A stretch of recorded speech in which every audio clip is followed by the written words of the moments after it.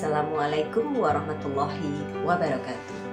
Saya Dwi Hasuti Listiani, calon guru penggerak angkatan 6 dari SMP Negeri 1 Patu, Kabupaten Gunung Kidul. Pada kesempatan kali ini, saya akan berbagi tentang apa yang sudah saya pelajari di modul 3.1 tentang pengambilan keputusan yang bertanggung jawab. Selama menjadi guru, dalam interaksi bersama murid maupun sesama guru, kepala sekolah, orang tua murid maupun masyarakat, kita tentu pernah menemukan suatu masalah. Secara umum, masalah ini dikategorikan dalam dua kelompok, yaitu rujukan moral dan dilema etika. Apa itu rujukan moral? Rujukan moral adalah kasus di mana kita dihadapkan pada dua pilihan antara salah dan benar. Tentu saja dalam situasi ini kita harus memilih yang benar. Sedangkan dilema etika adalah situasi di mana kita dihadapkan pada dua pilihan yang sama-sama benar.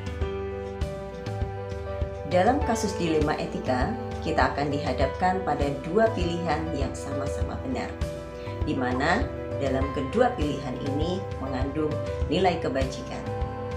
Misalnya, kasih sayang, keadilan, tanggung jawab, maupun kejujuran. Secara umum, ada pola dan paradigma dalam kasus dilema etika, sehingga dikelompokkan ke dalam 4 paradigma. Yang pertama adalah individu lawan kelompok. Yang kedua adalah rasa keadilan lawan rasa kasihan. Yang ketiga, kebenaran lawan kesetiaan. Dan yang keempat adalah jangka pendek lawan jangka panjang. Sedangkan dalam pengambilan keputusan terdapat 3 prinsip. Yang pertama adalah prinsip berbasis hasil akhir. Kemudian yang kedua adalah prinsip berbasis peraturan. Dan yang ketiga adalah prinsip berbasis rasa peduli. Bagaimana ketika kita bertemu dengan masalah dilema etika? Ada 9 langkah yang bisa kita lakukan. Pertama adalah mengenali nilai-nilai apa saja yang saling bertentangan. Apakah itu nilai keadilan lawan kasihan, ataukah kebenaran lawan kesetiaan. Yang kedua adalah menentukan siapa saja yang terlibat dalam situasi tersebut. Langkah ketiga adalah mengumpulkan semua fakta yang relevan dengan situasi tersebut. Misalnya, bagaimana hal itu bisa terjadi, kapan, siapa saja yang terlibat, dan apa saja yang berpotensi untuk terjadi di kemudian hari. Langkah keempat adalah pengujian benar salah. Ada 5 uji yang akan kita lakukan. Pertama adalah uji legal. Adakah aspek pelanggaran hukum dalam situasi tersebut? Kemudian yang kedua adalah uji regulasi. Adakah pelanggaran kode etik? Kemudian yang ketiga adalah uji intuisi. Di sini kita harus menganalisis apakah mengandung hal-hal yang membuat kita merasa dicurigai dalam kasus tersebut. Yang keempat adalah uji publikasi. Bagaimana perasaan kita jika keputusan kita dipublikasikan. Kemudian yang kelima adalah uji panutan, di mana kita akan membayangkan apa yang akan dilakukan oleh panutan kita jika menemui situasi seperti yang kita alami. Langkah kelima adalah pengujian paradigma benar lawan benar. Dari situasi yang kita temui, termasuk ke dalam paradigma yang manakah dari 4 paradigma yang sudah kita sebutkan sebelumnya?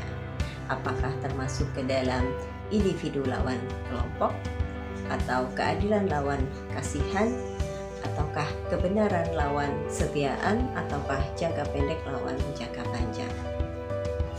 Langkah keenam adalah melakukan prinsip resolusi. Dari ketiga prinsip resolusi yang sudah kita bahas, kita akan menggunakan prinsip yang mana? Apakah prinsip berbasis hasil akhir, ataukah prinsip berbasis peraturan, ataukah prinsip berbasis rasa peduli? Yang ketujuh adalah investigasi opsi trilema. Adakah solusi yang belum terpikirkan yang dapat dijadikan sebagai solusi alternatif? Kemudian yang kedelapan adalah buat keputusan, dan langkah ke-9 atau langkah terakhir adalah lihat kembali keputusan dan refleksikan.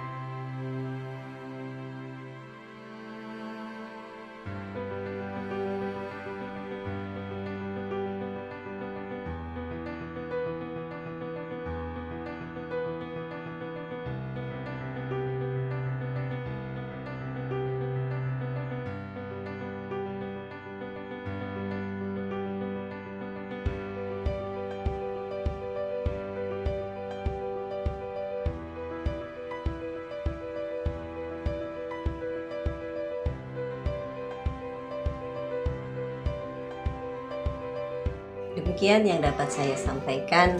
Semoga dengan melakukan 9 langkah pengambilan keputusan yang sudah saya jelaskan tersebut, kita dapat mengambil keputusan dengan lebih bertanggung jawab.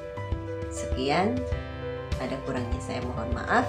Wassalamualaikum warahmatullahi wabarakatuh.